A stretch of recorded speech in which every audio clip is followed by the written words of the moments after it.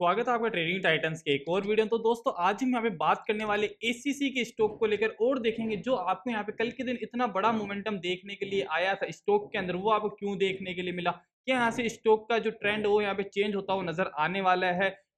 किन लोगों को यहाँ पे फ्रेश एंट्री करनी चाहिए, यानी फ्रेश एंट्री की अपॉर्चुनिटी आपको इसके अंदर कहाँ पर मिलने वाली। उसी तरह हम बात करेंगे जिन लोगों ने इसको हायर लेवल्स पर बाय करके रखे उनको यहाँ पे क्या करना चाहिए, और वो सारी की सारी बातें कवर करेंगे इसी एक ही वीडियो के अंदर। लेकिन वीडियो में आगे बढ़ने से पहले अगर आपने अभी तक ट्रेडिंग टाइटंस के चैनल को यहाँ पे सब्सक्राइब नहीं किया तो फटाफट जाकर चैनल को सब्सक्राइब कर लेना, बेल आइकन को भी जरूर दबा देना ताकि हर वीडियो की अपडेट आपको टाइमली मिल जाए। तो चलिए बढ़ते हैं वीडियो की तरफ और समझते हैं आखिरकार शेयर की एनालिसिस कैसी रही है।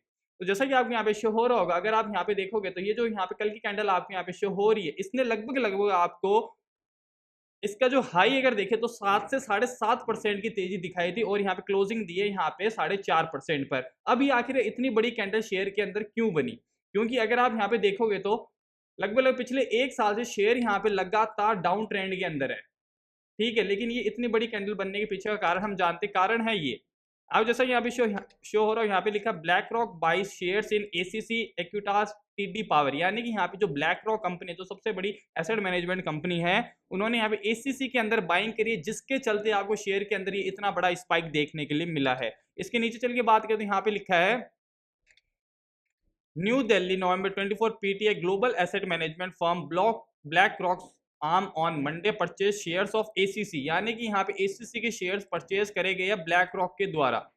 और यहाँ पर नीचे लिखा है कि इन्होंने एसीसी के जो यहाँ पे शेयर्स एक्वायर करे वो करे 9.82 lakh equity shares of ACC, कोई मार्केट प्राइस के अंदर, तभी ये इतनी ज्यादा मतलब कि आपको ऊपर के लेवल पर जाता हुआ नजर आया कल के दिन मार्केट, ठीक है। ये तो हो गया कि आखिरकार रीजन क्या निकल कर आ रहा है। अब चलते हैं हम इसकी एनालिसिस पर। तो जैसा कि आपको शो हो रहा होगा कि मैंने यहाँ पे अभी करंटली डेली टाइम फ्रेम का चार्ट खोल के रखा है, ये देख लीजिए, ठीक है।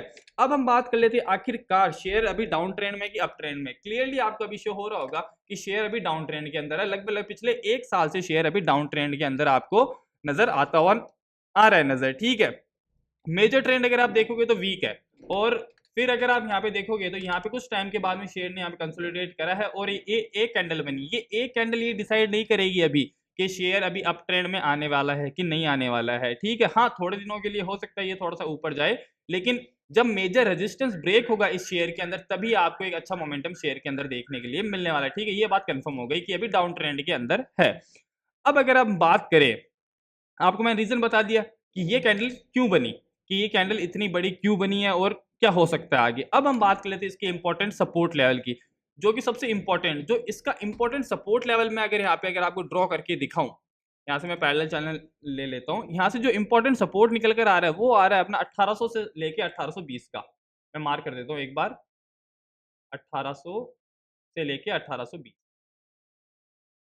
1820। हाँ, जब तक शेयर आपको इसके ऊपर दिख रहा है तब तक कोई उतनी टेंशन लेने की बात नहीं है, लेकिन अगर इसको ब्रेक करता है तो फर्दर आपको शेयर नीचे जाता हुआ नजर आने वाला है, ठीक है। ये तो होगी अपनी रेजिस्टेंस की बात। आप भी इसको अपने चार्ट पर मार्क कर लेना ताकि आपको पता रहे कहां से शेयर में वीकनेस आने वाली, क्योंकि अगर आप देखोगे तो ये सपोर्ट क्यों बताया मैंने, यहाँ सपोर्ट लिया ऊपर गया, फिर गिरा, फिर सपोर्ट लिया, फिर ऊपर, यहीं से सपोर्ट बनाया हुआ है। ये देखो कितनी बार यहाँ पे सपोर्ट बनाया हुआ, मतलब ये काफी ज्यादा इंपॉर्टेंट जोन है। अगर इसको ब्रेक करता तो शेयर आपको फर्दर नीचे जाता हुआ नजर आने वाला है, ठीक है।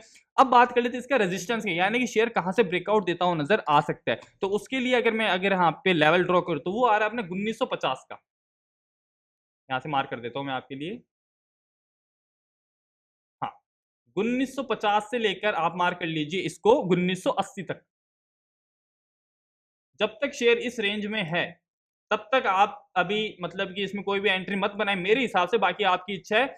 लेकिन जब तक शेयर इसके ऊपर नहीं निकलता है तब तक अपन यहाँ पे अप ट्रेंड नहीं बोल सकते कि शेयर अप ट्रेंड में आए, क्योंकि कल की कैंडल अगर आप देखोगे तो यहाँ पे देख कितना इंपॉर्टेंट रेजिस्टेंस है। ये कल की कैंडल इतनी ऊपर गई थी लेकिन यहाँ से फिर से रेजिस्टेंस फेस करा, यानी कि सेलर्स जो है वो यहाँ पे काफी ज्यादा एक्टिव यहाँ पे नजर आ रहे हैं, जिसकी वजह से ये कैंडल वापस से नीचे आते आते क्लोज हो गई है, ठीक है। यानी ये तो हो गया अपना रेजिस्टेंस एरिया, ये हो गया अपना सपोर्ट एरिया, ठीक है। अब बात कर लेते हैं जिन लोगों को यहाँ पे फ्रेश एंट्री बनानी है उनको क्या करना चाहिए, लेकिन उससे पहले हम बात कर लेते जिन लोगों को होल्ड रखना है वो क्या करें, यानी जिन लोगों ने इसके ऊपर के लेवल्स पर बाय करके रखा उनको यहाँ पे क्या करना चाहिए। तो जिन लोगों ने इसके ऊपर के लेवल्स पर बाय करके रखा, यानी 2000 लेवल हो गया, 2100 का लेवल, 2200 का लेवल हो गया, उनको मेरे हिसाब से अभी होल्ड करना चाहिए। आप होल्ड कर सकते हो, लेकिन एक ही शर्त पर, आपको इसके अंदर एसएल लेकर चलना पड़ेगा इस लेवल का, 1800 के नीचे जाता है तो आप एग्जिट कर लीजिए इस शेयर से, क्योंकि उसके बाद में और ज्यादा फॉल आपको देखने के लिए मिलने वाला। 1800 का एसएल रखिए और इस शेयर को आप होल्ड रख सकते हो, ठीक है। अब बात कर लेते हैं जिन लोगों को इसमें एंट्री बनानी उनको क्या करना चाहिए। तो जिन लोगों को इसमें फ्रेश एंट्री बनानी है, फ्रेश एंट्री के लिए सेफ एंट्री बताता हूं। एक सेफ एंट्री होगी अपनी 1800 से लेके 1820 पर, यानी अगर शेयर इस रेंज के आसपास में आता है तो आप यहां पे एंट्री बना सकते हो। सेफ प्लेयर्स के लिए एंट्री बता रहा हूं गाइस, सेफ प्लेयर्स के लिए यहां पर एंट्री बना सकते हो अगर इस रेंज के आसपास में आता है तो, ठीक है। इस रेंज के आसपास में आता है तो आपका जो टारगेट रहने वाला वो इवेंचुअली यही रहने वाला वापस से रेजिस्टेंस एरिया का, यानी कि 1950 से लेकर 1980 का आपको यहाँ पे टारगेट रहने वाला है, ठीक है। अब जो अग्रेसिवली यानी कि जो रिस्की प्लेयर्स है उनकी जो एंट्री होने वाली है वो चाहे तो अभी करंट मार्केट प्राइस पर एंट्री बना सकते हैं, लेकिन ये थोड़ी सी रिस्की रह सकता है, ठीक है।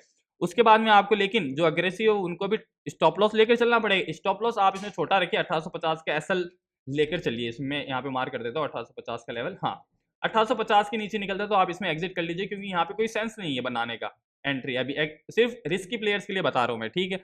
अब सबसे इंपॉर्टेंट एंट्री होती है ब्रेकआउट की एंट्री, जो कि सबसे सेफ और सबसे ज्यादा मतलब कि प्रॉफिटेबल रहती है, ठीक है। अगर ब्रेकआउट की एंट्री की बात करें तो अगर शेयर इसके ऊपर निकलता है 1980 के ऊपर अगर क्लोजिंग देता है, मैं मार्क कर देता हूं 1980, हाँ वैसे मार्क है 1980 के ऊपर अगर क्लोजिंग देखने के लिए मिलती है तो आप इसमें एंट्री बना सकते हो। और फिर जो आपके यहाँ पे टारगेट्स निकल कर आने वाले हैं, जिसमें से पहला टारगेट आपका 2050 का, फिर आपका टारगेट डायरेक्टली निकल कर आता है आपका 2150 रुपए का।